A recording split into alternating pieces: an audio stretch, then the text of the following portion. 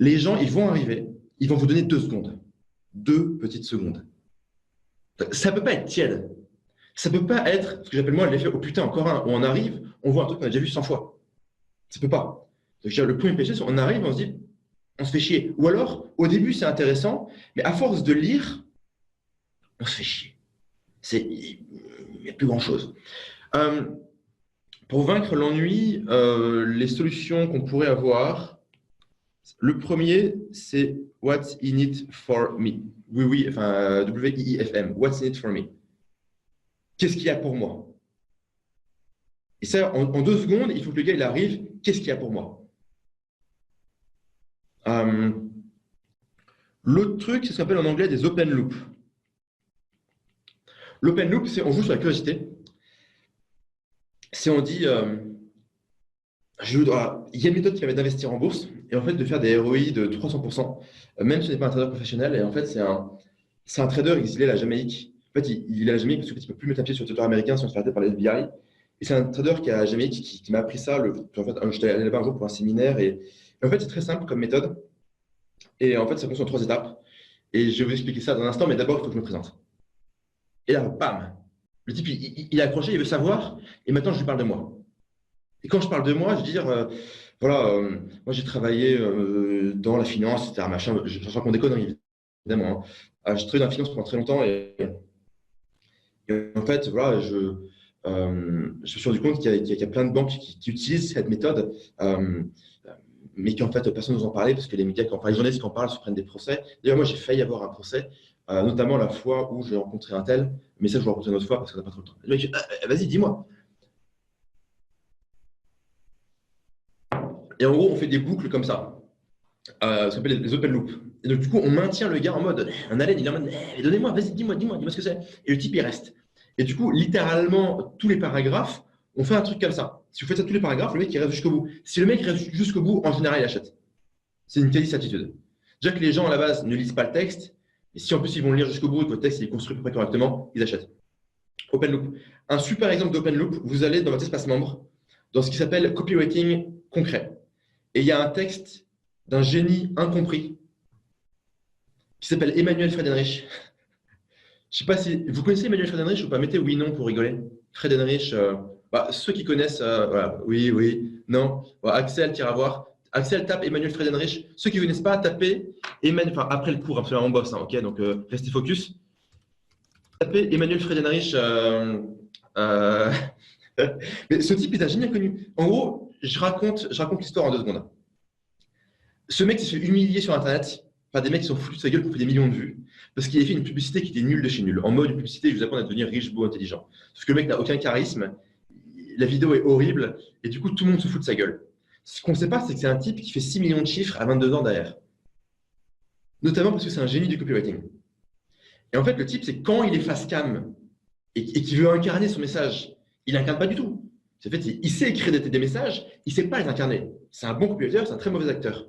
Du coup, quand lui, là, en publicité YouTube, en mode, comme ça, genre, en mode, lui, il regarde ses pompes et tout, et il dit, je vais vous apprendre à devenir riche, beau, intelligent, il regarde ses pompes, il a l'air complètement stone, et il s'est fait détruire sur Internet.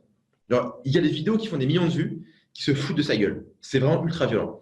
Mais ce type est un génie du copywriting, et c'est un mec qui est ultra bon pour faire des open loops. Donc, dans copywriting concret que vous avez sur votre espace membre, il y a un texte de vente de nutrition optimale qui est un des sites de Friedenreich. Et j'analyse le texte, ça prend 40 minutes ou 45 minutes. C'est ligne par ligne, je vous analyse le texte. Donc ce soir, vous allez voir ça, parce qu'au-dessus, il y a le soleil. Vraiment, genre, j'ai une admiration sans borne pour ce mec. C'est un psychopathe, il est taré. Mais en copywriting, il est exceptionnel. Donc l'ennui, open loop, un truc qui marche moins bien, c'est un peu la fausse bonne idée, c'est le trash. Moi, je suis trash, ça marche bien. Il y a des gens avec qui je travaille qui sont trash et ça marche bien. Et souvent, quand on démarre, on se dit, ah ouais, pour marquer les esprits, il faut être trash. Pas forcément. Les très bons copywriters ne sont pas trash. Moi, je suis trash parce que ça me fait marrer. Parce que je suis trash dans la vraie vie. Dans mes textes, je suis trash. Enfin, dans mes textes que je fais pour moi, hein, pas dans mes textes pour mes clients. Les clients, j'épouse leur personnalité quand j'écris. Mais quand c'est pour moi, je suis trash parce que je suis trash dans la vraie vie. Mais le trash est souvent le mauvais réflexe. C'est les gens qui sont mauvais font, allez, je vais être trash, comme ça je vais attirer de l'attention et j'ai l'impression de faire un truc. C'est pas toujours bon le trash.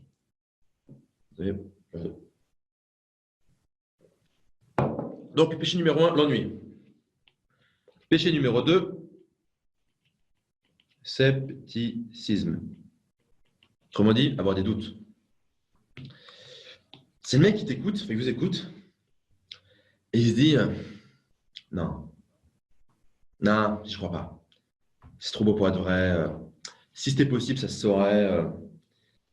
Non. Tu vois, les gars, ils fronce ses sourcils, ils haussent ses sourcils en mode non, non. La réponse au scepticisme, il y en a plusieurs. Il y en a une, c'est les preuves. Sur revenu exponentiel, du moins sur juste revenu exponentiel, je vais faire plusieurs pages de vente en fonction des audiences.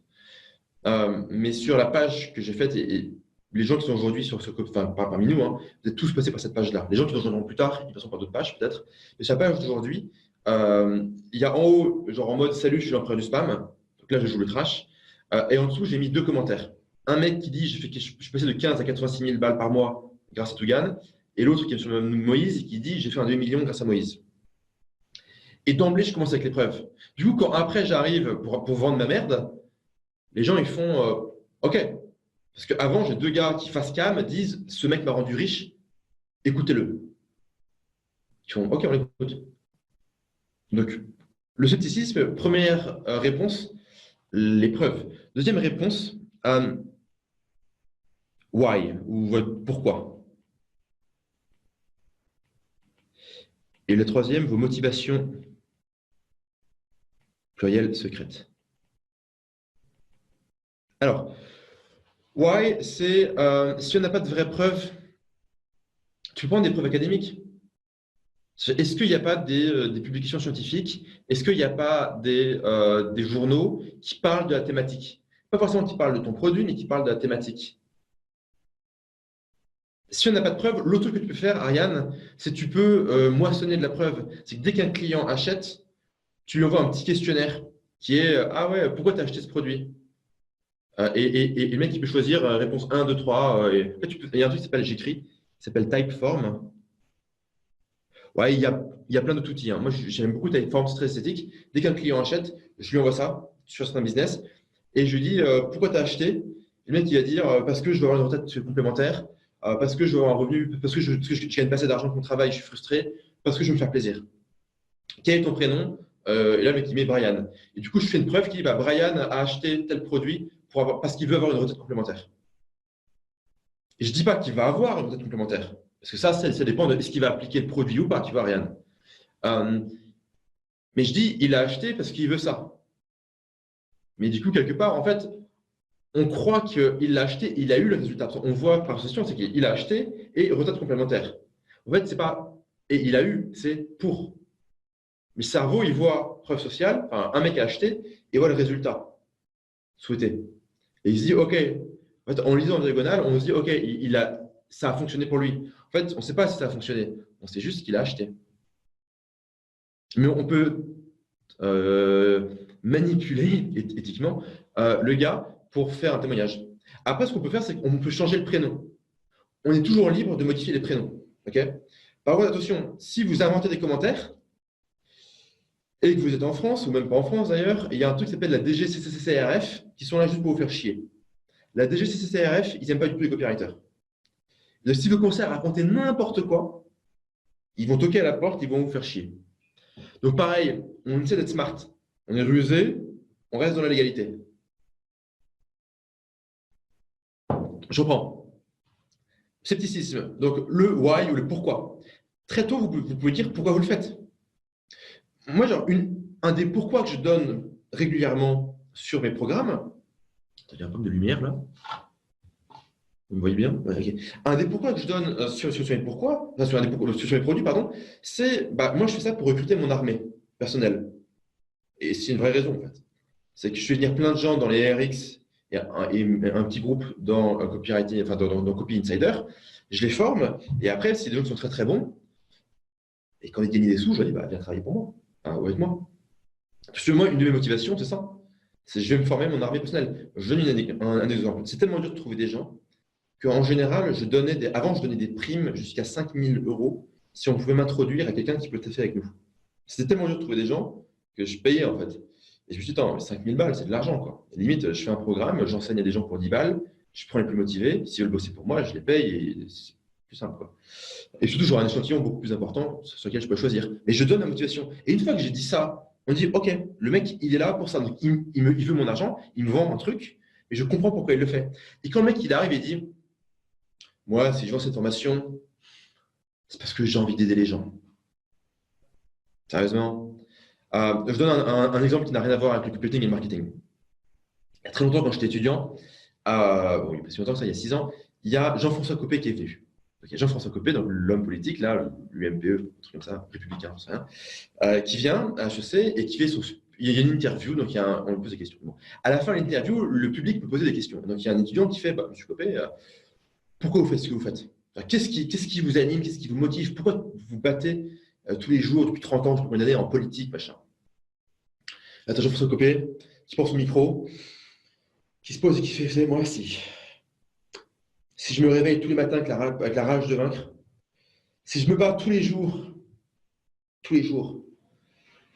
depuis mes 22 années de carrière en politique, quand je me regarde dans la glace, tous les matins avant d'aller au travail, en faisant mon nœud de cravate, si je fais ça, là marque une pause, c'est pour l'amour de la France. Et tout le monde se tape une barre. Mais tout le monde, mais en fait, c'est même pas qu'on voulait se foutre de sa gueule. C'est juste que personne ne le croit. Et tout le monde s'est marré, mais c'était irrépressible. Et c'est quand le pourquoi il est pourri, les gens le sentent. Même si les gens sont un peu cons ou qu'ils sont manipulables, quand on raconte une connerie totale, les gens le sentent. Ou alors, on back avec de la preuve. C'est qu'avant de dire l'amour de la France, il démontre tout le sacrifice qu'il a fait en politique, tout ce à quoi il a renoncé au nom de ses valeurs. Et une fois qu'il a posé tout ça, il dit, et si je me suis tapé ça, ça, ça, ça et ça, c'est parce que putain, j'y crois, j'ai une certaine idée de la France et je suis prêt à tout donner pour ça. S'il y avait eu la preuve avant, pourquoi pas? Donc, je veux dire, c'est un pourquoi qui est faux, on peut le rendre crédible avec de la preuve. Mais il faut être bon, quoi. Il ne faut pas arriver comme une fleur en mode moi, je suis là pour aider l'humanité. Voilà, donc le pourquoi, il faut le clarifier. Il y a une conférence TED. Alors, les conférences TED, en général, c'est à bannir parce que c'est d'une niaiserie déconcertante. Mais il y a une conférence TED qui s'appelle Start with Why de Simon Sinek qui explique justement comment commencer par le why. J'en parlerai une autre fois si vous voulez, mais vous pouvez regarder ça ce soir si ça vous fait marrant. Si ça vous fait marrer, pardon. Troisième levier contre le scepticisme, la motivation secrète, qui est relativement proche du why. C'est est-ce que vous avez un bénéfice secondaire? Est-ce que vous avez un intérêt secondaire? Est-ce qu'il y avait une autre raison pour laquelle vous faites ça? Comment vous y trouvez votre intérêt? Il y a le pourquoi, mais comment vous y trouvez votre intérêt? C'est que voilà, je m'anime pour la France. Enfin, je me sacrifie pour la France. OK. Où est-ce que tu trouves ton intérêt? Tout le monde est égoïste. Tout le monde. Toi, vous, Ariane est égoïste, Laurent est égoïste, Damien est égoïste, tout le monde est égoïste. OK? Hein? Tout le monde ici est égoïste. Pour tous, c'est notre gueule. Moi, je suis égoïste, tous des enfoirés. Donc, c'est quelqu'un qui dit non, mais vous comprenez, moi, c'est juste pas. Il faut quelque part expliquer où est-ce que vous y trouvez votre compte. Si vous expliquez, voilà, c'est simple, moi, je vends un produit et voilà comment moi je gagne ma vie, etc. Moi, une de mes réponses face à ça, c'est de dire écoutez, les gars, moi, ma thune, je la gagne ailleurs. J'ai pas besoin de vous, en fait. C'est relativement vrai, en fait. En fait, ça fait quand même marrer d'être là, et puis je gagne quand même des sous, donc c'est quand même cool. Mais je dirais, une fois que j'ai dit ça, pareil, en termes de scepticisme, on dit, bon, le type, c'est aussi une méthode de drague. Hein. Le fait de dire, j'ai d'autres options et je m'en fous. Si tu viens pas, moi je vais ailleurs, c'est une méthode classique dans la séduction. Je suis pourri en séduction. Hein. En ceux qui connaissent un petit peu ma life, sauf que la séduction, c'est pas trop mon créneau. Mais je dirais, dans la logique du rapport à la séduction, c'est quand on dit, au pire, j'ai d'autres options, ça renforce la désirabilité de l'objet. L'objet étant la personne. En philosophie, on peut dire objet pour un corps animé. Bref. Donc, motivation secrète. Troisième péché capital, je remets du rouge. C'est, 2 secondes. Ah oui, j'ai prévu la confusion.